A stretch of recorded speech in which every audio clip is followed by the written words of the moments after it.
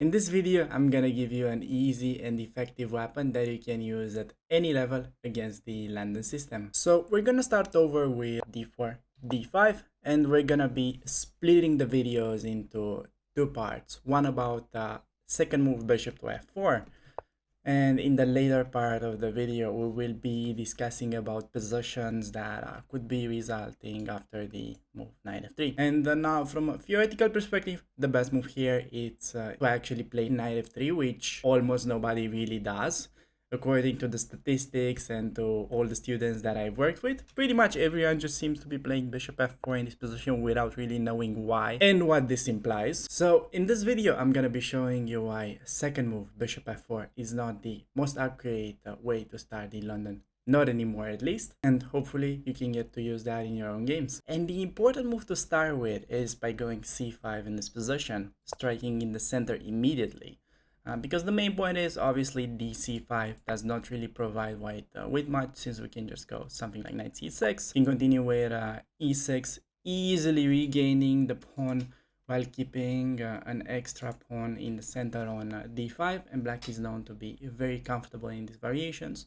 You can go knight f6, castle short with an easy game. So white most often will go for e3 after black goes c5. And now we're gonna be developing with knight c6. And we have arrived at the main crossroads for white in this position, because they have a choice between either playing c3, which is the most common move, setting up the famous London system triangle, or delaying that a bit by going knight f3, which is very similar as after knight f6 they will return to this c3 move. So about these positions we will be discussing into the second part of the video. And returning back to the accelerated London theme after c3, here it's important that you remember this quick queen b6 idea.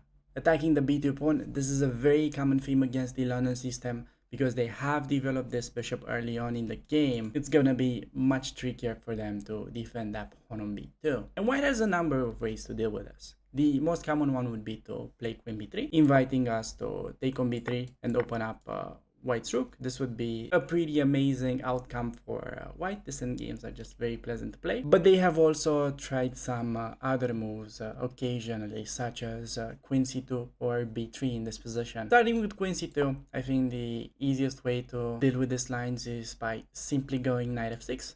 And after knight f3, we can choose the fianchetto setup by going g6. And the main point behind that is we will be able to play bishop to f5 and grab a tempo against the enemy queen as well. So we're just gonna be continuing with bishop g7 castle. Eventually we'll develop the bishop to f5, and black is just very comfortable. A typical trick that white has in these lines, and you wanna stay away from it, is going bishop to f5.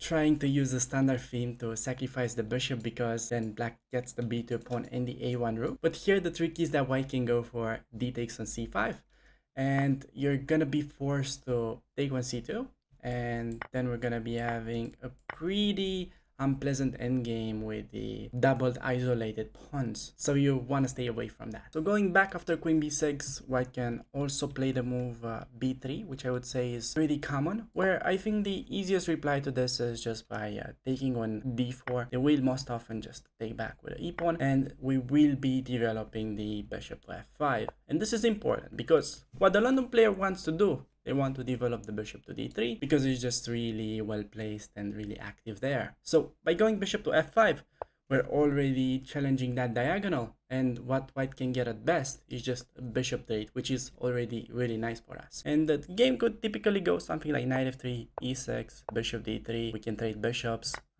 play knight f6, preparing to go bishop e7 and short castle. And this is gonna be a very typical position that you can get in these lines, with a game that is close to equal, but maybe even a little bit more pleasant for black because of this sort of weird pawn structure that white has on the queen side. And after rook e1, rook c8, a cool idea that you can use is to play this a5 move. And we're having ideas to just go queen a6, and black is even slightly better in this kind of endgames. Now returning to the main position after queen b6, white's main alternative is to go queen b3. And now we're not gonna be taking the queen, because as I was saying, that's gonna give white pleasant endgame, but we will be playing the move c4, which is basically just trying to apply the same strategy that white did. We're trying to force them to take on b6, opening up the rook, giving us really pleasant endgames. And we're going to be discussing about these endgames first, and then we're going to have a look on what happens if white declines the endgame, which is actually the main try for them in this position. Queen c2 is known to be the most ambitious move. But first, let's have a look on the queen trade we're going to be taking with a pawn. And typically black has an idea of pushing the b pawn all the way to b4 with pressure on the queen side. Now, some people try this cheeky knight e3 move, which is, you know, if the knight can get to b5, this is gonna be a really well-placed knight and a very annoying idea for us. The problem for white though is black has a super nice and concrete move, which is e5, hitting the bishop and also opening up bishop's path against the knight. And black is already much better after something like pawn takes on e5, bishop takes on a3, and rook takes on a3. Pawn is weak on c3, can continue with knight e7, knight g6. Pawn on e5 will be pretty weak, and black has the initiative already. So knight e3 doesn't really achieve much if you go for e5. And the most common way for them to develop in these endgames is by going knight e2. We're gonna be going b5, threatening all kinds of b4 ideas. White is typically gonna be playing a3. If they don't play a3 and they just ignore it by going knight f3, you can grab more space with b4. Bishop e2, develop with e6, and after castle, knight f6. Knight e5 looks to be a pretty common move played by white. Can take on c3, and after pawn takes, rook a3 is a very strong move, hitting the weak pawn on c3. I can try to defend it with rook c1, but after knight e5, bishop e5, b5, black is clearly better. We have a very easy plan of going bishop e7, castle short, bishop d7. The other rook will come to the a file, and white is simply tied down to defending this their pawns, and yeah, black has just a pretty risk-free game. So it's in fact better for them to start with a3 on move 8, and the game could continue something like knight f6.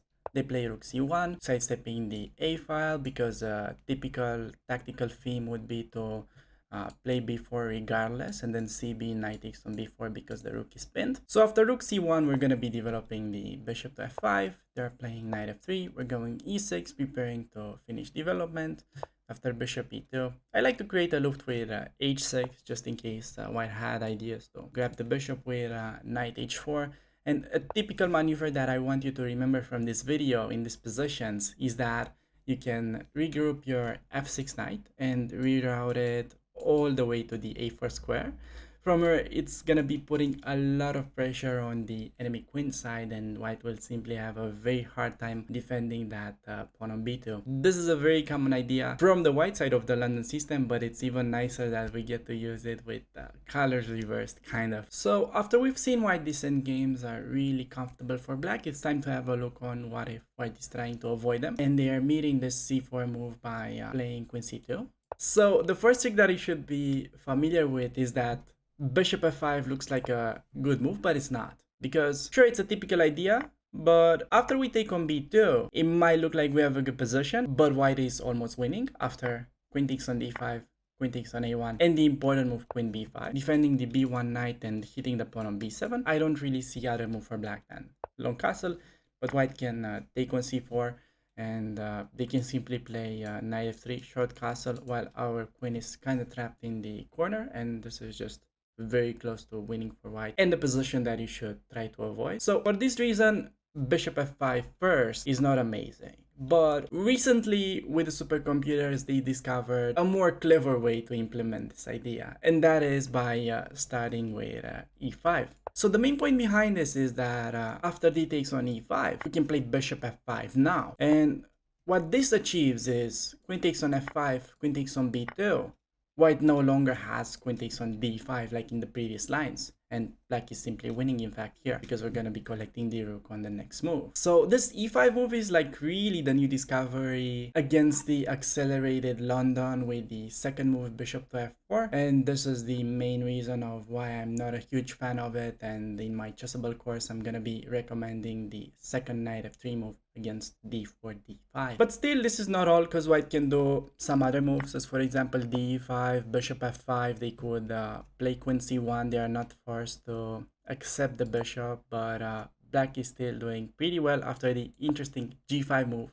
And the point is, bishop takes on g5, knight takes on e5 is pretty fun to play for black. For example, after knight d2, we can play f6, hitting the bishop, preparing to long castle. We can go knight e7, and on knight f3, the key move is to play knight d3 check, working the king and queen, so white is forced to give up their light squared bishop. And for a single pawn, we do have very good compensation based on long castle, rook g8 ideas, and also white's king is stuck in the center. If they don't take the pawn on g5, black is still doing quite well. Because for example, after bishop g3, the trick is to play h5, and on h4 we can simply continue with g4, and the simple way to continue would be bishop g7 followed by knight e5, recapturing the sacrificed pawn, and black is slightly better because white is struggling to finish development. Now that you understand the main theoretical details about the accelerated London, it's time to discuss about those lines where white actually throws in knight f3. Talking about this position, because we have just looked up the c3 move, just setting up the triangle, and we're gonna be diving now into the second part of the video where white will try knight f3, which is still very similar. The only difference that will apply after knight f6, because white has an alternative here to go knight d2, which is actually the best move in the position and the only way to be ambitious nowadays as a London system player.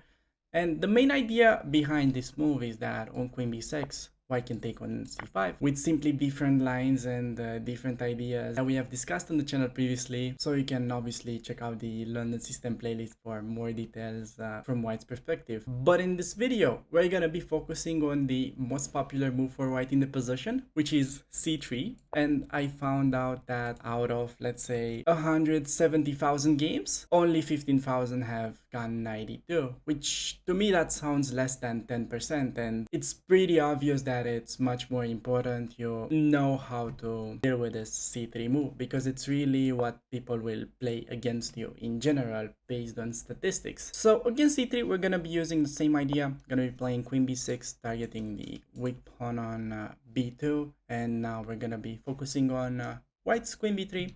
We're gonna be using the same idea with c4.